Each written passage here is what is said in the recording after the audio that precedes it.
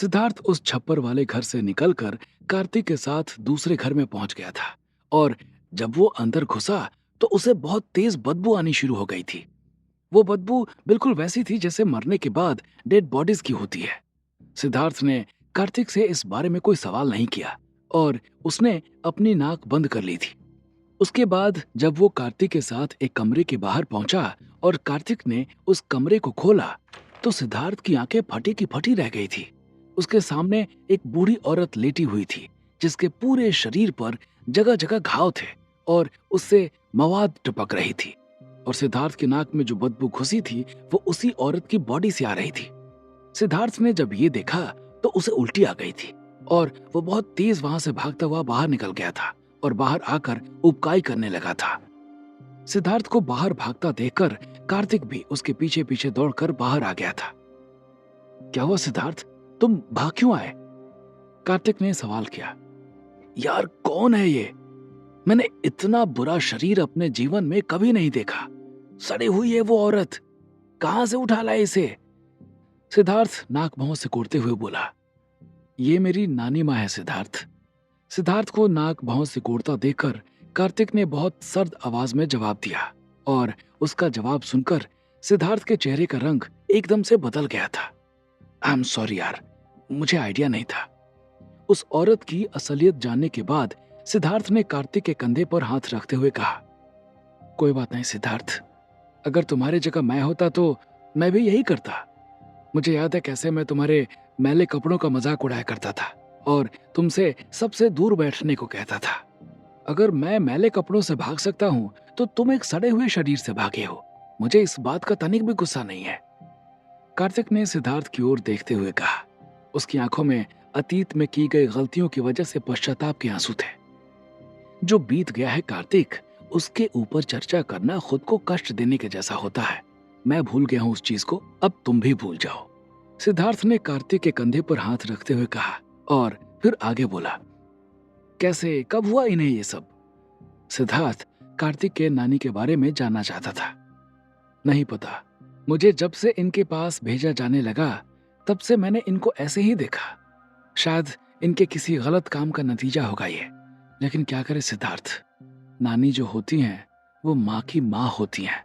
अपना परिवार चाहे जितनी बड़ी गलतियां करे और चाहे जैसी हालात में पहुंच जाए, हम परिवार को नहीं छोड़ सकते ना। कार्तिक ने सिद्धार्थ की ओर देखते हुए कहा। उसकी आंखें भीग गई थी। सिद्धार्थ को कार्तिक की बात सुनकर उसके ऊपर तरस आने लगा था। वो समझ चुका था कि कार्तिक बुरा नहीं था, बल्कि वो मजबूरी में आकर रणधीर के कहने पर उसके साथ बुरा व्यवहार किया करता था। और तुम्हारे मम्मी पापा और मामा मामी ये सब कहाँ हैं? सब इनको छोड़कर चले गए? सिद्धार्थ ने कार्तिक से अगला सवाल किया। मेरे मम्मी पापा की तो मौत शायद मेरे पैदा होने के कुछ महीनों बाद ही हो गई थी। मुझे तो उनका चेहरा तक याद नहीं, ना ही उनकी कोई तस्वीर है मेरे पास। मेरे एक मामा को नानी ने तभी घर से निकाल दिया था जब उनकी शादी हुई थी, क्योंकि वो मेरे नानी के गलत कामों का विरोध करते थे। और एक और मामा थे जो कभी कभार नानी को देखने आते और पैसों की मदद कर दिया करते थे। लेकिन आजकल वो जेल में है, उनके खुद के बच्चे भूख मर रहे हैं। कार्तिक ने मायूसी भरी आवाज में जवाब दिया। जेल में क्यों? सिद्धार्थ ने अगला सवाल किया। जिस पेड़ की जड़ ही खराब हो उसका तना कैसा होगा सिद्धार्थ? जब मेरी नानी ही खराब थी तो सोचो कि उनके बच्चे कैसे रहे होंगे। किया होगा कोई गलत काम, उठा ले गई पुलिस। छूटे नहीं है अब तक। मेरी माँ भी गलत कामों में इन्वॉल्व थी और मेरे पापा भी। वो दोनों एक कार एक्सीडेंट में मारे गए थे। कार्तिक ने अपनी फैमिली की सारी हिस्ट्री खोलकर सिद्धार्थ के सामने रखती थी। वो सिद्धार्थ से कुछ भी नहीं छुपा रहा था। ऐसी बात नहीं है कि अगर किसी के माँ बाप गड़बड़ हो तो उनका पूरा परिवार ही गड़बड़ होगा। तुमने खुद ही कहा कि तुम्हारे एक मामा तुम्हारी नानी माँ के गलत कामों का विरोध करते थे, तो सिर्फ एक को लेकर सबको जज ना करो। सिद्धार्थ ने कार्तिक को जवाब दिया। कोयले के बीच में ही हीरा मिलता है सिद्धार्थ। वो मामा मेरे हीरा आदमी थे, हीरा। मैंने उन्हें कभी देखा नहीं, क्योंकि मेरे होश में आने से पहले ही उन्हें घर से निकाल दिया गया था, वरना मैं भी उनके जैसा बनता। कार्तिक ने सिद्धार्थ की ओर देखते हुए जवाब दिया। एग्जैक्टली। अच्छा ये सब छोड़ो और बताओ कि मुझे क्या करना है। सिद्धार्थ ने कार्तिक से कहा, जैसे तुमने अनिकेत के शरीर को ठीक किया है वैसे ही मेरी नानी को भी ठीक कर दो सिद्धार्थ। मुझे मजबूरी में रोज यहाँ आना जाना पड़ता है क्योंकि इन्हें कोई खाना देने वाला नहीं है। अगर तुम इन्हें ठीक कर दोगे तो कम से कम गांव का कोई आदमी दया करके इन्हें खाना तो दे दिया करेगा। कार्तिक ने सिद्धार्थ के आगे हाथ जोड़कर कहा। अभी तक सिद्धार्थ को कार्तिक के ऊपर बहुत गुस्सा आ रहा था क्योंकि उसने उसे तीर चुभोकर किडनैप किया था। लेकिन कार्तिक ने उसे इसलिए किडनैप किया था, ये जानकर सिद्धार्थ के दिल में कार्तिक के लिए दया और सम्मान दोनों पैदा हो गया था। उसके मन में अब कार्तिक के लिए गुस्सा जाता रहा। वो कार्तिक के साथ फिर से अंदर चला गया था। अब की बार उसे ना तो उस कमरे से बदबू आ रही थी और ना ही उसके मन में किसी तरह की उबकाई आ रही थी। ऐसा ही होता है, अगर किसी चीज को हम अपने से कनेक्ट कर लेते हैं तो हमारे मन में उस चीज के लिए घृणा, डर, द्वेष जैसी चीजें बाहर निकल जाती हैं। जिस फोड़े और उससे बहती हुई मवाद को देखकर हमें उबकाई आती है, कोई डॉक्टर उसे पूरी तन्मयता से साफ करता है क्योंकि उसे अपने प्रोफेशन से लगाव है। सिद्धार्थ कार्तिक के नानी के कमरे में पहुंच चुका था और उसने कार्तिक के नानी के ऊपर जादुई बारिश करानी शुरू कर दी थी। जैसे जैसे वो कार्तिक के नानी के ऊपर जादुई बारिश कराने लगा था वैसे वैसे उस कमरे की बदबू एकदम कम होती चली गई थी। अभी तक उस कमरे में ज्यादा उजाला नहीं था, लेकिन सिद्धार्थ के कहने पर कार्तिक ने उस कमरे का बल्ब जला दिया था।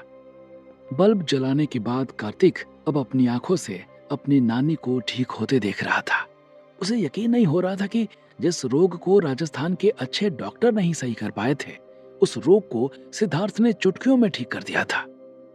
कार्तिक को सिद्धार्थ के ऊपर नाज हो रहा था और अपनी गलतियों के लिए वो खुद को कोस रहा था। कार्तिक की नानी का चर्म रोग एकदम सही हो चुका था, लेकिन वो अभी उतना स्वस्थ नहीं थी जितना उन्हें होना चाहिए।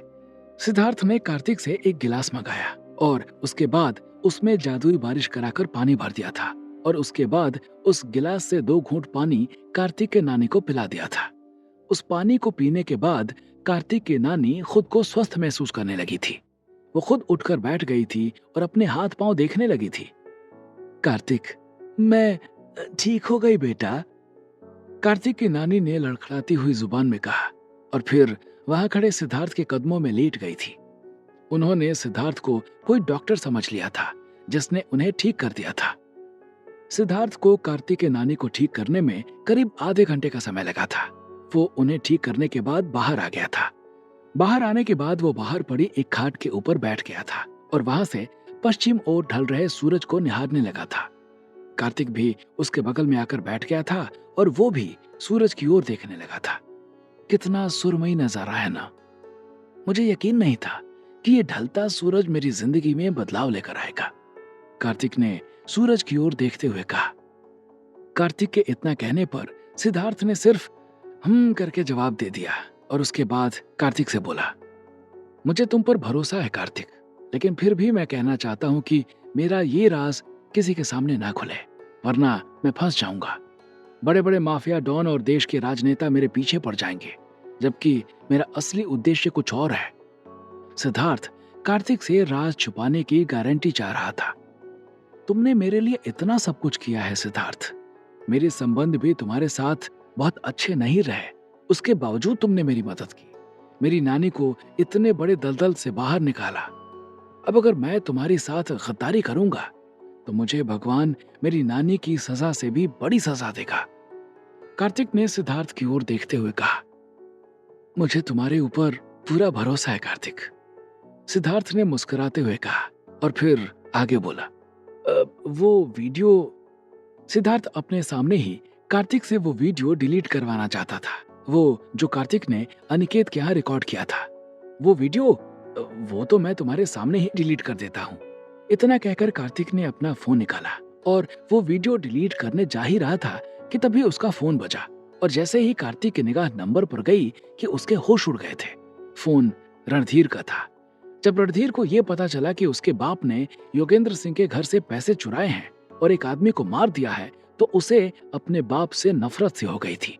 उसका जो बाप मानवता और बाकी विषयों पर लंबी लंबी बातें करता था, उसकी ये करतूत देखकर रणधीर का खून खौल उठा था। उसने अपने बाप का साथ छोड़ने का निर्णय किया और अकेले ही सिद्धार्थ को ढूंढने का निर्णय ले लिया था। उसके बाद वो टिया और शक्ति मौली के साथ निर्जुली से भाग गया था। टिया के दादा दादी ने भी उनकी भागने में मदद की थी, क्योंकि वो नहीं चाहते थे कि योगेंद्र सिंह का काला साया उनके ऊपर पड़े।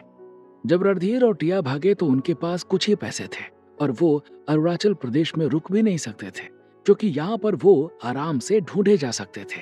इसलिए उन्हें अपने दोस्त कार्तिक की याद आई। कार्तिक की याद आने के पीछे दो कारण थे। पहला ये कि रणधीर की फ्रेंड सर्कल में कार्तिक ही इकलौता बंदा था जो अरुणाचल प्रदेश के अलावा बाहर भी रहता था, और दूसरा ये कि करीब 15 दिन पहले कार्तिक ने जब रणधीर के पास सिद्धार्थ के रुतबे के बारे में जानने के लिए फोन किया था, उस टाइम पर रणधीर के पापा ने उसका फोन छीन लिया था और बंद कर दिया था, और जब उसने फोन ऑन किया तो पहला नंबर कार्तिक का ही था। इसलिए ह्यूमन बिहेवियर के हिसाब से रणधीर ने पहला फोन कार्तिक को ही किया था। किसका फोन है? सिद्धार्थ ने सवाल किया। रणधीर का, कार्तिक ने जवाब दिया। रणधीर का नाम सुनकर सिद्धार्थ के चेहरे की रंगत ही बदल गई थी। उसकी आंखों के सामने रणधीर के द्वारा किए गए सारे टॉर्चर एक साथ गुजरते हुए चले गए थे। तुम अभी भी इसके टच में हो? सिद्धार्थ ने सशंकित दृष्टि से देखते हुए कहा। नहीं, कार्तिक ने जवाब दिया। उसके बाद फोन उठाकर स्पीकर पर डाला और रणधीर के कुछ कहने से पहले ही इधर से बोला, मिस्टर रणधीर प्रताप कबाड़ी वाला, मुझे तुमसे कोई मतलब नहीं है, और हाँ, दोबारा मेरे पास फोन मत करना। इतना कहकर उसने रणधीर का फोन काट दिया था। वो सिद्धार्थ के सामने ये जताना चाहता था कि उसकी लॉयल्टी अब बस सिद्धार्थ के साथ है। फोन काटने के बाद कार्तिक ने जब सिद्धार्थ की ओर देखा तो पाया कि सिद्धार्थ मुस्कुरा रहा था। सिद्धार्थ को मुस्कुराते देखकर कार्तिक भी मुस्कुरा उठा और उसने वीडियो को डिलीट करने के लिए उसे ओपन कर दिया था। तभी सिद्धार्थ ने उससे कहा, लाओ एक बार देखूं तो। सिद्धार्थ के इतना कहने पर कार्तिक ने अपना फोन सिद्धार्थ को पकड़ा दिया था और सिद्धार्थ वीडियो देखने लगा था। खुद की शक्तियों का वीडियो देखकर सिद्धार्थ का मन लाहलोट हो गया था। उसने फोन कार्तिक को वापस पकड़ा दिया था, लेकिन अचानक से सिद्धार्थ के दिमाग में किसी चीज ने क्लिक किया और उसने कार्तिक से दोबारा फोन ले लिया था। और जब वीडियो चलाकर उसने दोबारा देखा तो उसके होश उड़ गए थे। वहां पर एक और कैमरा दिखाई दे रहा था। ये वही कैमरा था जिसने खिड़की से सिद्धार्थ का वीडियो लिया था। ऐसे कैसे हो सकता है? सिद्धार्थ बस इतना ही कह पाया था। अब क्या करेगा सिद्धार्थ? कैसे पता लगाएगा उसका दूसरा वीडियो रिकॉर्ड करने वाले के बारे में? और क्या करेगा रणधीर अब कार्तिक के फोन काटने के बाद? क्या होंगे इन सभी सवालों के जवाब? हमें कमेंट करके जरूर बताएं। और आगे की कहानी जानने के लिए सुनते रहिए भूमिपुत्र, सिर्फ पॉकेट एफएम पर।